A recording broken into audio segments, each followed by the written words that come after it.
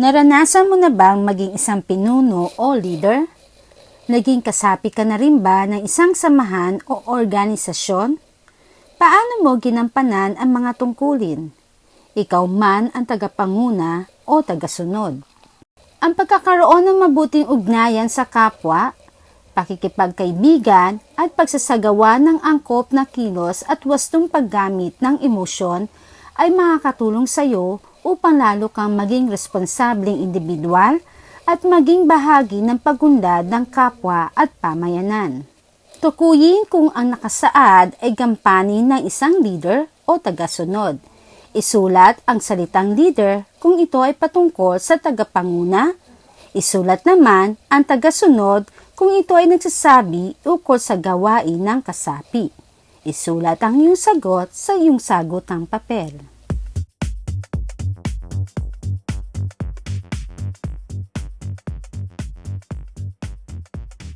Naranasan mo man o hindi pa na maging isang leader o kasapi, mahalagang unawain mo ang paksang ito. Ano nga ba ang kahulugan ng pagiging leader o ng pagiging tagasunod sa pagtataguyod ng samahan at mga gawain na ito? Ano nga ba ang leader? Siya ang tagapanguna sa isang samahan na nagalayon na payabungin ang bawat kakayahan ng kanyang kasapi na tumutugon sa adhikain ng grupo. Siya rin ay tagapatnubay at nagsisilbing liwanag sa kanyang mga kasamahan. Siya ang namumuno sa mga programa, proyekto at gawain ng grupo na kaugnay ng pangarap o pangitain o visyon ng organisasyon. Sino naman ang mga tagasunod? Ang tagasunod, sila ang mga nasasakupan o tagasunod na may layuning kamtin ang pangitain ng grupo habang napauunlad ang kanilang mga kakayahan. Sila ang sama-samang nagtataguyod at gumaganap sa iba't ibang gawain at adhikain. Maraming bansa, organisasyon o grupo ang nagtatagumpay dahil sa pagtutulungan ng leader at tagasunod. Hindi lamang nakasalalay ang katuparan ng layunin ng pangkat sa leader o sa mga tagasunod nito. Bawat isa ay may kabahagi sa pagsusulong ng adhikain ng samahan. Bawat isa ay kailangan at mahalaga. Paano nga ba ang maging isang mahusay na tagapamuno at mapanagutang kasapi? Ano-anong katangian ang dapat mong taglayin upang mabisa mong magampanan ang tungkuling nakaatang sa iyong balikat? Makakatulong ang mga katangiang nakasaad sa ibaba sa pagpapaunlad ng kakayahang maging leader.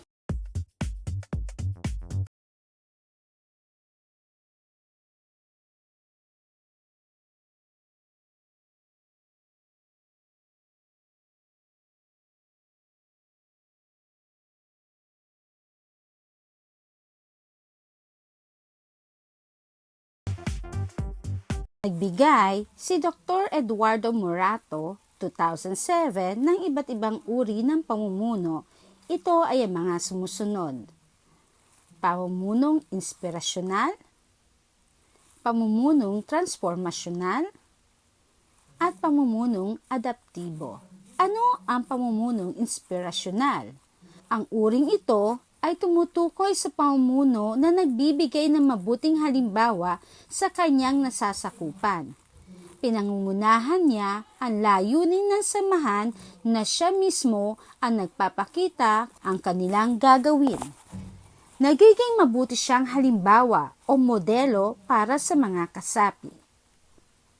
Pamumunong transformasyonal. Nagsisilbing tagapayo at tagapatnubay ang pamumuno ng ganitong uri.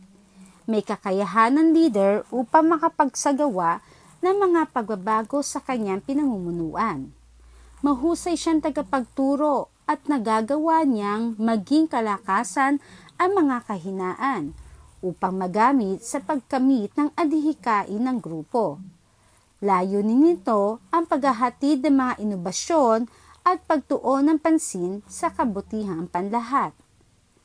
Pamumunong adaptibo. Ang uring ito ay nangangailangan ng isang pinuno na may mataas na kakayahang emosyonal. Kilala niya ang kanyang sarili, maging ang kanyang mga kakayahan. Ang uri ng kanyang pamumuno ay nakabatay sa kung ano ang kasalukuyang nagaganap. Ang adaptibong leader ay nagtataglay ng kakayahang mababasa mo sa susunod na aralin.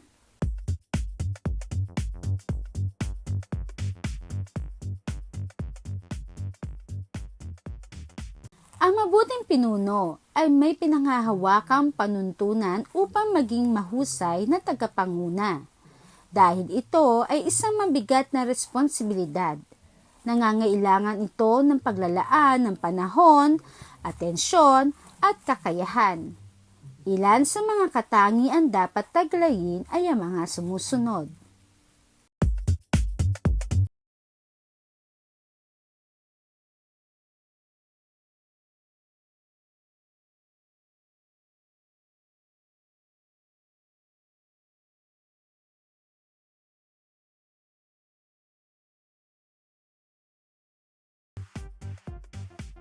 Mainam na magkaroon ng mahusay na leader, subalit mahalaga pa rin ang papel ng mga kasapi. Lubos na matatamo ang katagumpayan ng layunin ng grupo, kung alam ng bawat kasapi ang kani-kanyang tungkulin. Narito ang ilan sa mga tungkulin ng mga kasama.